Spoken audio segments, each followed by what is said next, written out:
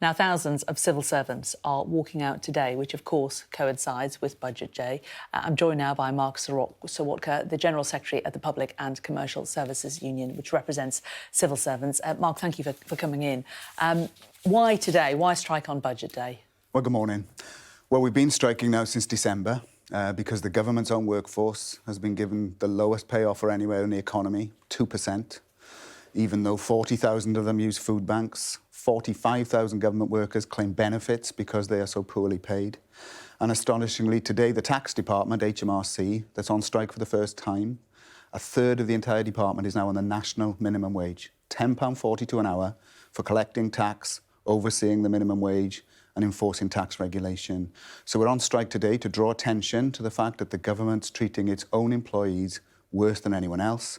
And of course, we're joining 7 other unions on strike today, meaning there's actually 600,000 public sector workers taking industrial action. Your pay demands of around 10%. The government says it's just unaffordable. It's not a starting point for negotiations. Well, there are no negotiations. I've met the minister twice. I've met cabinet officials numerous times. They tell us they're listening. The minister actually told me he was moved by the testimonies of his own staff that we gave him that said they were skipping meals, that people are living in poverty. But 2% is what they've given. Now, food inflation last week was 16%. Not the luxuries, not caviar.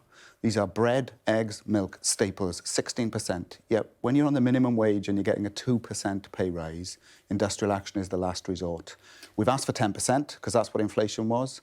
But what we've really said to the government is put money on the table now and we will meet you. But they're refusing to do that.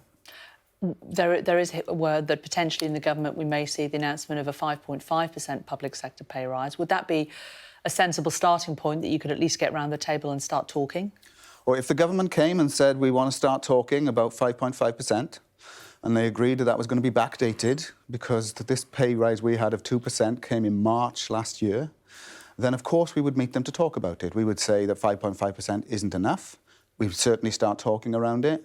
Our key demands are for the lowest paid. And if I was to tell you that we've just done a deal with an employer in Scotland for some of our public sector members that's delivered a £15 an hour minimum wage and has got pay rises between 10 and 29% over 2 years, 29% for the lowest paid, it tells you that if in Scotland you can make progress, if in Wales you can make progress, if our firefighters can make progress with local authorities, why is it only where it's the Conservative government at Westminster who makes the decisions, is no progress being made anywhere? So just to be clear, you are saying that a 5.5% rise would mean that you would get around the table, but only if it's backdated, because my understanding is the government saying it won't backdate anything. So we must have a backdated pay award because at the moment people have had 2% for the last year. That's unacceptable when inflation peaked at 13% during that period. And we wouldn't settle for 5.5%, but at least if the government said we're starting there with that money on the table, we, of course, would get into talks. Unfortunately, at the moment, they've said 2% is all you're getting. We will not talk to you. So now we're seeing 135,000 civil servants on strike today. But I can tell you that if after today the government still won't talk, later this week we will be announcing a significant escalation of that industrial action, which will really see, I think, disruption increase because, frankly, not getting any pay rises is not an option for the people we represent. But if the government do say, look, you know, you want 10, we'll start talking at 5.5, but forget backdated, isn't now the time to just say, right, let's just focus on the future and let's sit down and try and work something out? Well, we've made it clear that we will turn up and meet them anytime.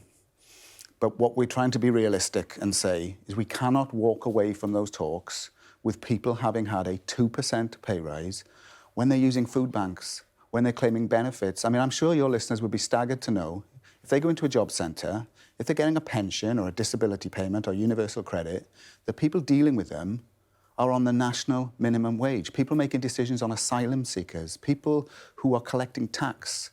30% of an entire government department is on the national minimum wage. I think most people would find that a scandal and would understand, therefore, why 2% or even 5%, when your pay is that low, does not help you in a cost of living crisis. Of course, historically, the civil service hasn't been amongst the best paid in society, but a lot of people would argue that the payoff is other benefits, very, very comprehensive pensions when they retire. And it's something that they would say, well, people know that when they go into the civil service.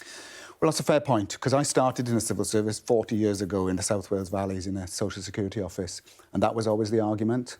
But 40 years on, all of those extra things have been eroded. So now, for example, our pensions are far from gold-plated. In fact, the government had an independent valuation that told them people were paying 2% too much for their pension, but they refused to cut the pension contributions. So our pensions have been eroded, terms and conditions have been eroded, and the real proof of this point is over the last 10 years, because pay's gone down in real terms every single year, it's why now a third of the entire HMRC and the DWP departments, that's 47,000 staff, are on their minimum wage. They were not on the minimum wage 5 years ago. It's because their pay's gone down, everything else has gone up.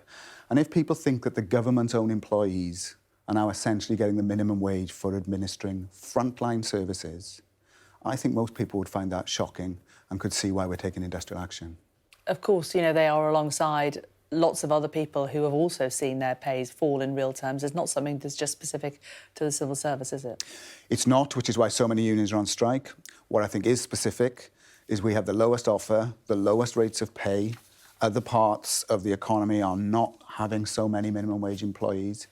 And I repeat the point that when the government makes all these announcements in the budget today, it'll be civil servants who'll deliver it. We'll collect the tax. We will have to implement the new laws. We deliver the universal credit. We keep the transport system running. We check the passports at the borders. We have people in prisons. But for £10.42 an hour, when 40,000 are using food banks and skipping meals, it's a real scandal. And the government know this is the case, which is why if you think everyone else is going on strike when they've been offered 5 or 6%, I think most people could understand why with a 2% offer on those low rates of pay, this is really the last resort. And there will be a lot more of it unless the government recognise it's a shame on them that they are having such a level of in-work poverty in the civil service, yet they're turning a blind eye. I can see how passionately this affects you. It's really emotional, isn't it? It's tragic because I see these men and women who've dedicated their life to public service, who always go the extra mile. They were clapped in the pandemic. They went into work. There were people dying from COVID because they were in work delivering frontline services. Yet now they're claiming the benefits that they administer. They're going to the food banks with people in the communities that they live, but they're delivering government services. They are government employees. It's a national scandal in my view. And the Chancellor, if he had anything about him today, would recognise it and give the money that's needed, which is not much, to give people a pay rise that means they can spend money in their local communities and that they're not living in poverty. Mark Serwotka, thank you very much.